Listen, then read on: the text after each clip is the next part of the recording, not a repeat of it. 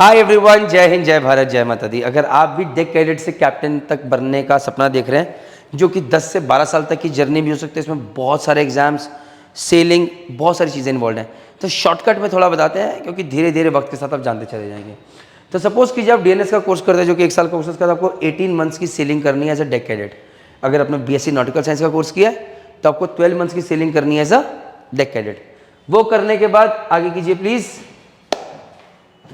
वो करने के बाद आप आएंगे और आपको ये कोर्सेज करने पड़ेंगे, AFF course, MFA course, PSCRB, radar, ARPA, ECDIS, GMDSS, ये कोर्स, और second mates function course for 4 months duration. ये कोर्सेज करने हैं अगर आपको, तो हमारी एक वेबसाइट है stcwcoursefund.com। अगर आप उस वेबसाइट पे जाएंगे आप ये सारे कोर्सेज देख सकते हैं और वहाँ से आपको पता चल जाएगा भैया देहरादून में हो रहा है, दिल्ली में हो रहा है, कहाँ हो रहा है। बुक भी कर सकते हैं at a very very good rates as well. Okay, ये कोर्सेज करने के बाद, सेकंड मेट्स फंक्शन कोर्स करने के बाद आपको डीजी शिपिंग के बारे में पता चलेगा कि भैया वहाँ पर जाके एग्जाम देना होता है, उनकी एक असेसमेंट चेकलिस्ट है। भैया ये सारे काम आपको करने हैं, दुनिया भर की चीज़ें लिखे, ये कोर्स, ये कोर्स, ये कोर्स, वैलिड मेडिकल सर्टिफिकेट, ये पूरी चेकलिस्ट कंप्लीट करने से बहुत सारे काम लिखे हुए हैं, आपने सारे कर दिए। फिर आप दोगे सेकंड मेट्स का एग्ज़ाम।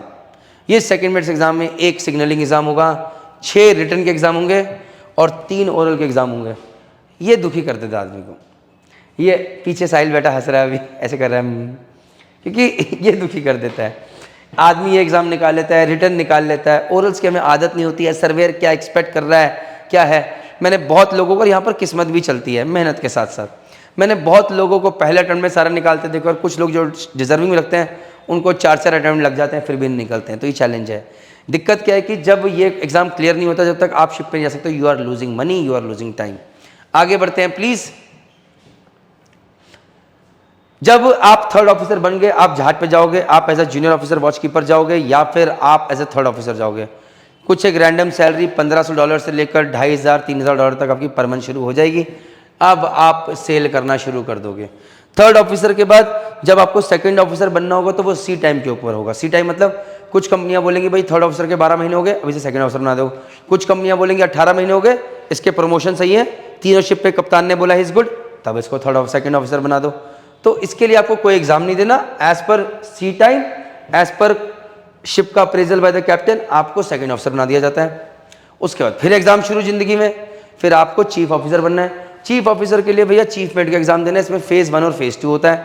सेकंड मेट एग्जाम के जब 18 महीने हो जाते हैं, मतलब सेकंड मेट्स एग्जाम आपने निकाला, उसके बाद आपने 18 महीने सेलिंग कर ली, इस बीच में 9 महीने के अगर आपने 2 कॉन्ट्रैक्ट मार लिए तो आप 9 महीने के बाद फेज 1, 9 महीने के बाद फेज 2 दे सकते हो। फेज 1 की आप बात करो भैया, 9 महीने का सी टाइम चाहिए, फेज 1 दे दिया, जैसे फिर दोबारा 9 महीने के फेज 2 दे दिया।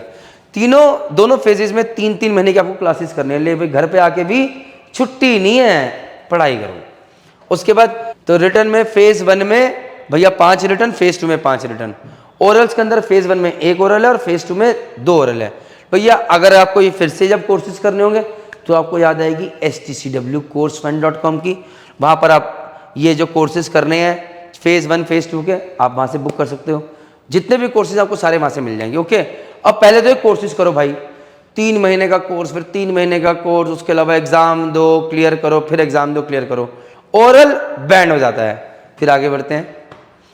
तो यार अगर आपको चीफ ऑफिसर से कैप्टन बनना है तो भाई पहली रिक्वायरमेंट तो यह है कि आपका total sea time after second mate COC होना चाहिए 36 मंथ्स, और साथ में 12 months after chief mate COC होना चाहिए।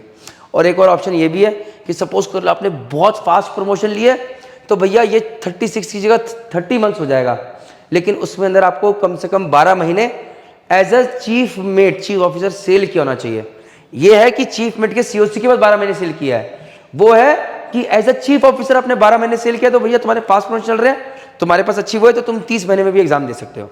अब जब एग्जाम देने की बारी आएगी, 1 रिटर्न 1 ओरल, कोर्स ड्यूरेशन तो एएसएम कोर्स के अंदर advance ship board course management करना है आपको, 45 डेज का कोर्स है, फिर से भाई करो। फिर उसके बाद एक सिमुलेटर बेस्ड मॉड्यूलर कोर्स करना है, जिसके कंप्लीशन होने के बाद मास्टर को ये सारे क्लियर कर लिया, आपको मास्टर का सीओसी मिल जाएगा। ये सब कोर्स करने के लिए भी stcwcoursefund.com पे आप जाके अपने कोर्सेज बुक कर सकते हैं। तो भाई ये है आपकी जर्नी, जिसके अंदर आपको 8 साल भी लग सकते हैं और 12 साल भी लग सकते हैं और कई लोगों को 16 साल भी लग सकते हैं, क्योंकि सीओसी तो आपने निकाल ली, लेकिन कंपनी कई बार बोलती है भैया चीफ ऑफिसर के अंदर जब तक तुम 40 महीने नहीं कर लोगे तब तक हम तुम्हें मास्टर नहीं बनाएंगे। कोई बोलता है 50 महीने, कई बार कुछ कंपनीज बोलते हैं 60 महीने। तो मास्टर चीफ ऑफिसर के टाइम पे बहुत लंबी सेलिंग करनी पड़ती है। ओके, तो मेरी तो बस एक ही राय है आपको कि जब हम स्टार्टिंग में जब मर्चेंट नेवी ज्वाइन करते हैं सोचते हैं बस 6 साल में बन जाएंगे, 8 साल में बन जाएंगे। ऐसे बड़े बड़े टारगेट्स मत बनाइए। आप ये बनाइए जब तक शादी नहीं हो रही है तब तक सेलिंग पास करेंगे। जब तक शादी नहीं हो रही है कोई खतरनाक इन्वेस्टमेंट नहीं करेंगे ताकि बस सेलिंग करते रहें। जब तक शादी नहीं हो रही है फटाफट एग्जाम्स क्लियर करेंगे, उस पर फोकस करेंगे, सी टाइम कंप्लीट करेंगे, तो आप अपना टारगेट पूरा कर लेंगे। जय हिंद, जय भारत, जय माता।